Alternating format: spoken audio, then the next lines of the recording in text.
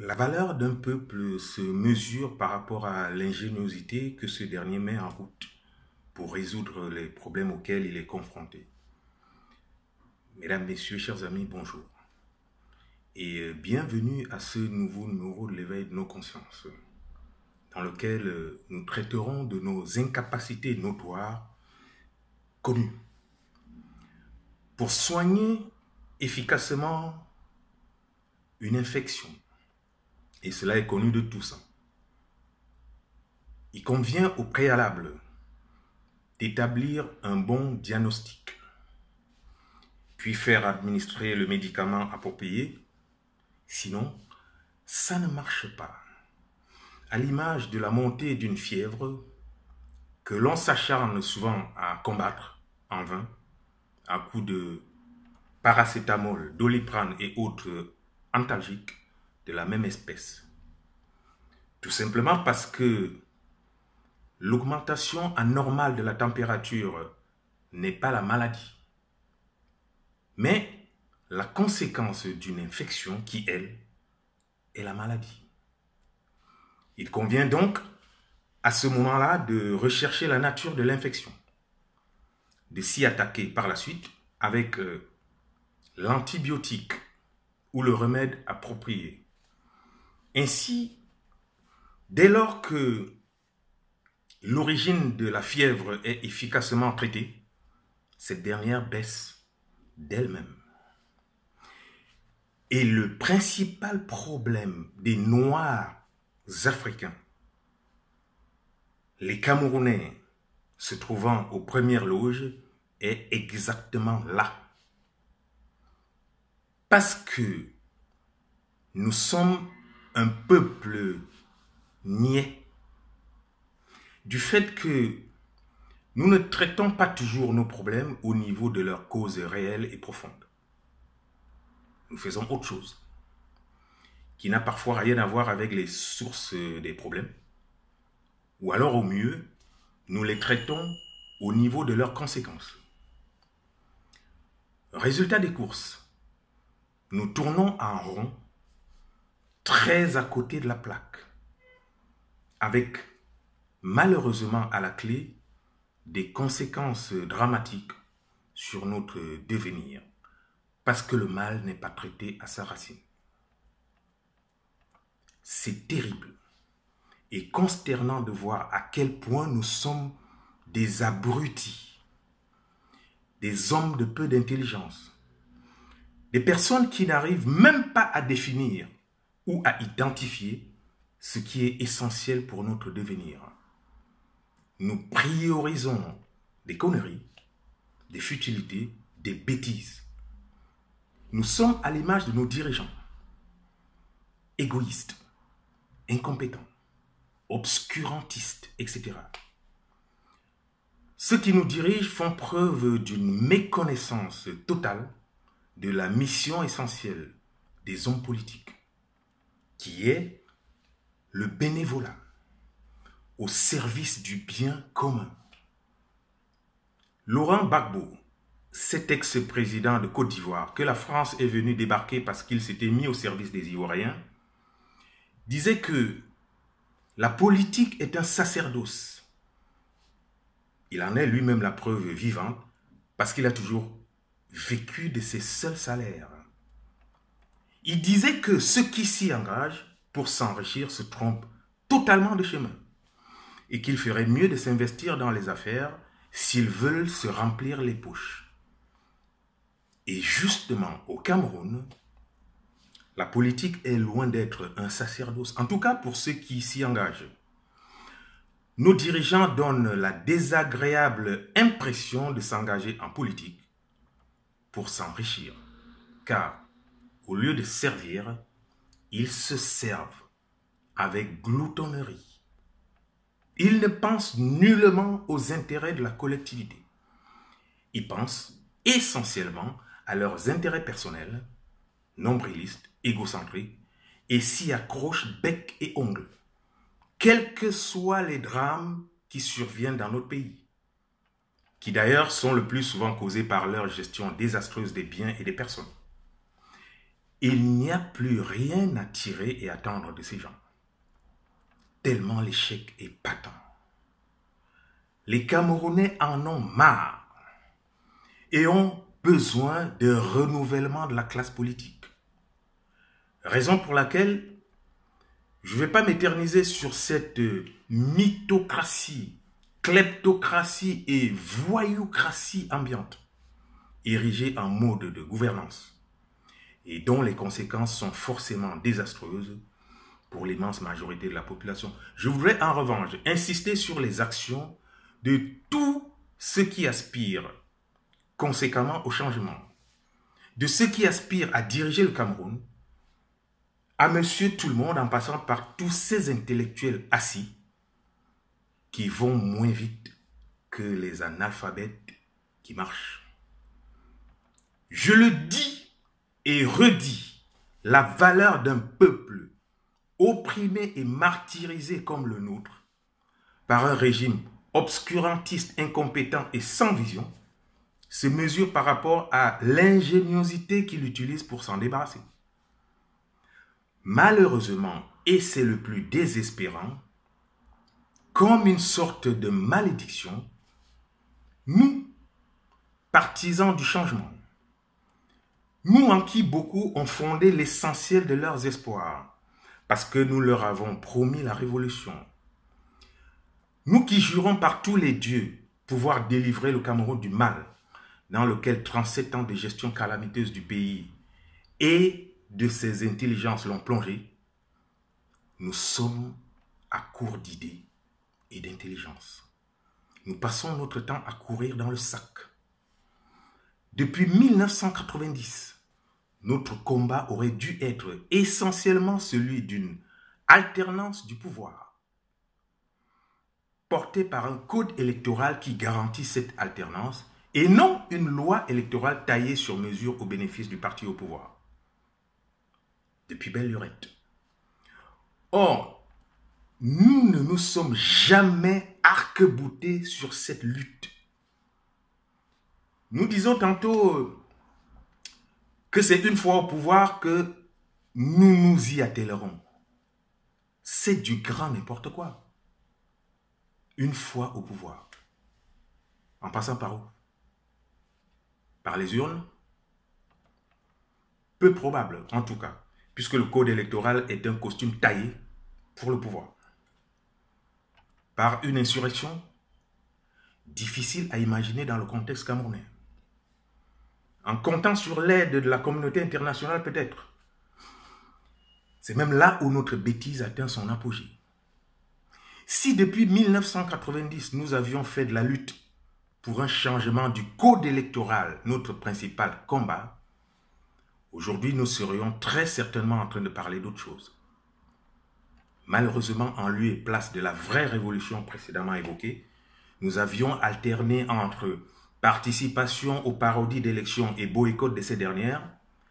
Nous avions privilégié le combat pour un changement d'homme à la tête de l'État et non celui des institutions, avec des méthodes de lutte abracadabrantesques. Nous jouons le jeu de ceux qui attisent en sous-marin la haine tribale. Nous organisons des marches sur des sujets qui ne font pas l'unanimité, qui ne concourent pas vers un idéal commun.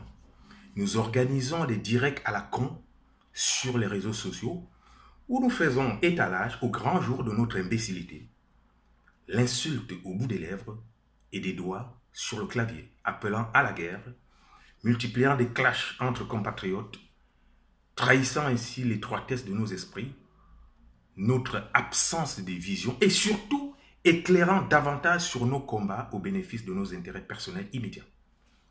Nous sommes totalement à côté de la plaque, aux années-lumière des vrais combats, aux antipodes des infections qui sont à l'origine de la montée de fièvre.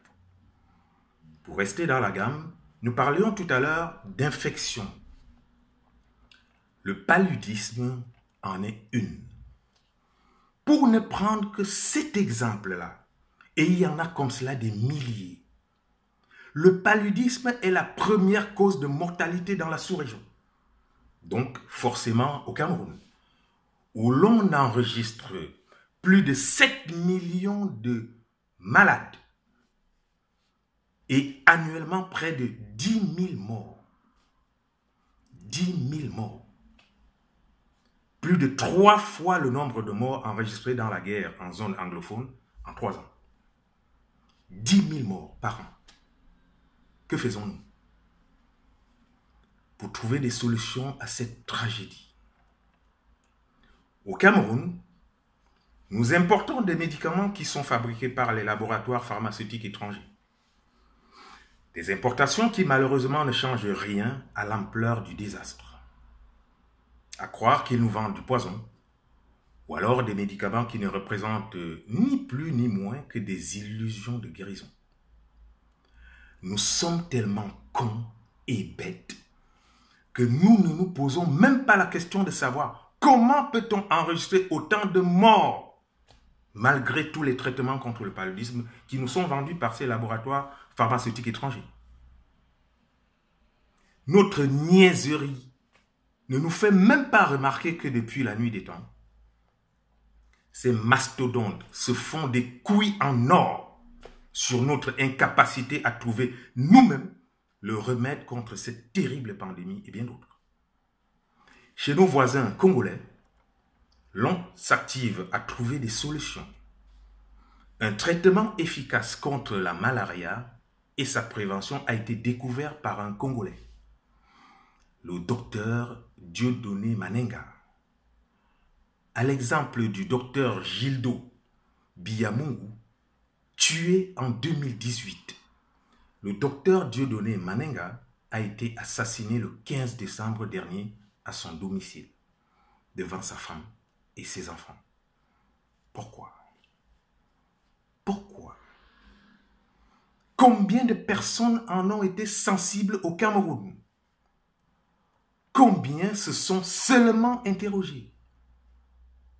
En lieu et place, une vidéo pornographique aurait été virale. Voilà ce que nous sommes. Des imbéciles, des connards. L'artémisia, la plante médicinale pour guérir du paludisme, a été développée par Jérôme Mouniangui, médecin-chercheur congolais. Encore un.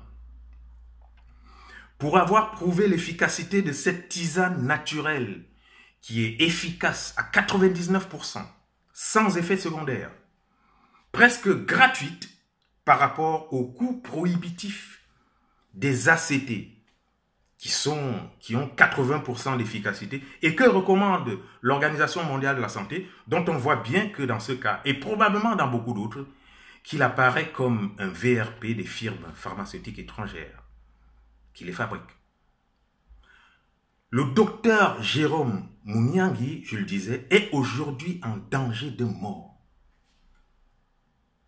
Parce que les firmes multinationales pharmaceutiques sont en train de le traquer.